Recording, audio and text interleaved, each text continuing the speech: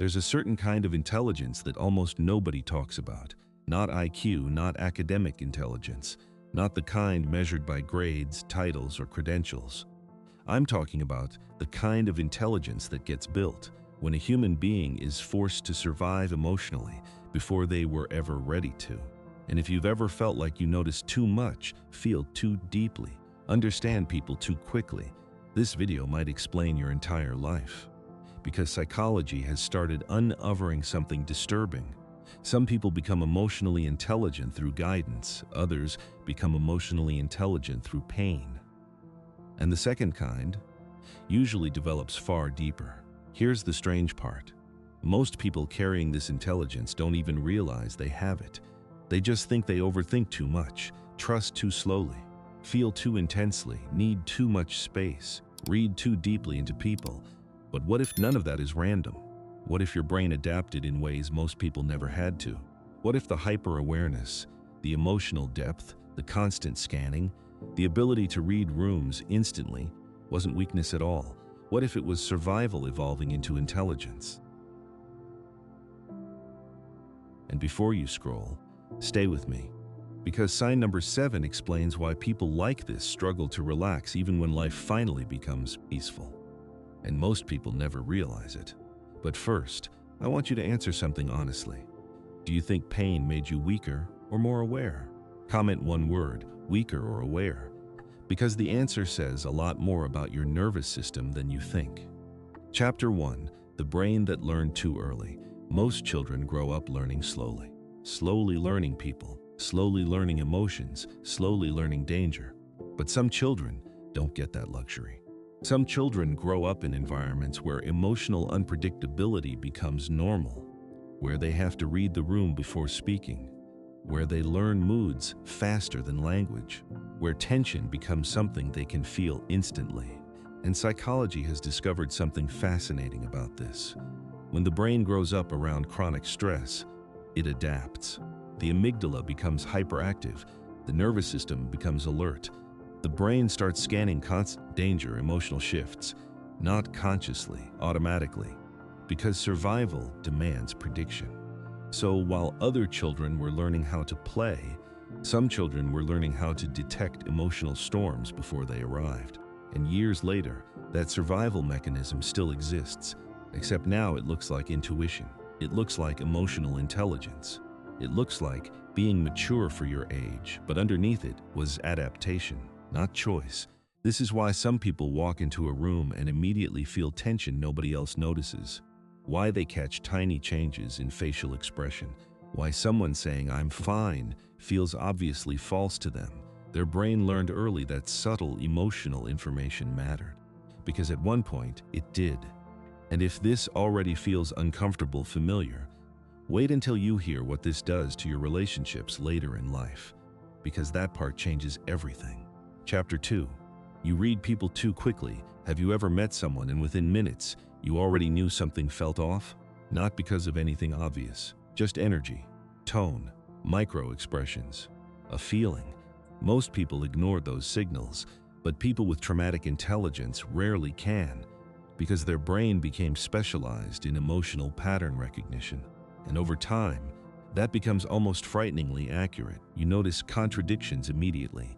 You notice fake confidence, forced smiles, passive aggression, emotional instability, sometimes before the other person even realizes they're showing it. And here's the exhausting part. You usually can't turn it off. Even in situations where you want to relax, your mind keeps scanning, analyzing, reading, comparing, predicting, not because you're paranoid, because your nervous system learned that awareness equals safety. This is why overly aware people often feel exhausted after social situations, not because interaction itself drains them, because their brain processed 500 emotional signals while everyone else was simply talking. And this creates something dangerous. You start understanding people deeply without understanding yourself at the same level. Chapter 3. You became calm in chaos. Here's one of the strangest signs. Pressure doesn't always break you. Sometimes it sharpens you. When situations become emotionally intense, something inside you gets quieter, more focused, more strategic. And psychology actually has a name for this: stress inoculation. The phenomenon where repeated exposure to stress changes how the brain responds to future pressure. For most people, chaos creates panic. But for people who grew up around emotional instability, chaos feels familiar. And familiarity creates functionality. You become the calm person during emergencies, the emotionally controlled one during conflict, the person everybody depends on when things go wrong. But nobody sees the hidden cost, because what looks like strength often started as survival. You learn to stay emotionally composed because at some point, falling apart didn't feel safe. So now your nervous system defaults to calmness under pressure, even when internally you're exhausted. And this is where people misunderstand you. They think you're so strong, but strength built through pain often comes from necessity, not choice. Chapter 4. You overthink human behavior. People with traumatic intelligence almost never stop analyzing people. Conversations replay in their mind. Tiny interactions feel psychologically loaded. They ask themselves things like, why did they say it like that? What did that tone mean? Why did their energy shift? And sometimes they don't even realize how unusual that level of analysis actually is. Because for them, understanding people became survival. If somebody's emotions could affect your safety growing up, your brain learned to study human behavior constantly. And over time, that becomes identity. You stop simply interacting with people. You study them, not in a manipulative way, in a protective way. Because deep down, your nervous system still believes, if I understand people enough, I can avoid getting hurt. But there's a dark side to this. You start living too much inside your own head. You stop experiencing moments naturally, because part of your brain is always observing the moment while it's happening, analyzing it, breaking it apart, trying to predict where it leads. And eventually, your mind becomes a place that never fully rests. How many of these signs already feel personal? 2, 5, all of them? Comment the number. I'm curious how many people watching quietly relate to this without ever having words for it before. Chapter 5. Your empathy became extreme. Some people hear pain, you absorb it. And there's a difference. You walk into a room and instantly feel emotional heaviness. Someone close to you is anxious, and suddenly your body feels anxious too. Someone's energy changes slightly, and your nervous system reacts before your conscious mind even catches up. Psychology connects this to heightened emotional attunement. Your nervous system became deeply sensitive to emotional states, because early on, you had to track emotions constantly. So now empathy is no longer something you choose to use. It's automatic. And while that makes you deeply understanding, it also makes you emotionally exhausted, because eventually, you become the emotional container for everybody else. The listener, the calm one, the emotionally intelligent one, the person everyone unloads onto, and people don't notice this because you carry it quietly. That's the strange thing about highly emotionally intelligent people. The deeper they understand others, the less seen they often feel themselves. Chapter 6. You trust very slowly. Trust is different for you. You don't hand it out easily, and people sometimes mistake that for coldness. But it's not coldness, it's filtering. Your brain learned early that not every smile means safety, not every apology means change. Not every person stays consistent, so instead of trusting quickly, you observe, you test patterns, you wait, and psychology calls this adaptive skepticism. Your nervous system built protective filters because experience taught it to. This is why loyalty means everything to you. Because once someone actually earns your trust, you rarely take it lightly. You value emotional consistency more than charm, actions more than words, safety more than excitement. And honestly, that's probably why your relationships feel deeper than most people's. Because you don't connect casually. You connect carefully. Chapter 7. Stillness feels unnatural to you. This is the sign most people don't expect. Rest feels difficult. Silence feels uncomfortable. Stillness feels almost unsafe. Because when your nervous system spends years staying alert, calmness starts feeling unfamiliar. And unfamiliar things often feel dangerous to the brain. So when life finally gets quiet, your mind gets louder. Overthinking increases. Anxiety appears. You suddenly feel restless for no reason, not because something is wrong, because your nervous system got addicted to alertness. This is why many deeply aware people struggle to fully relax. Their body learns survival through hypervigilance, and hypervigilance doesn't disappear automatically when danger disappears. The nervous system remembers, even years later, and healing often starts the moment you realize your brain is not attacking you.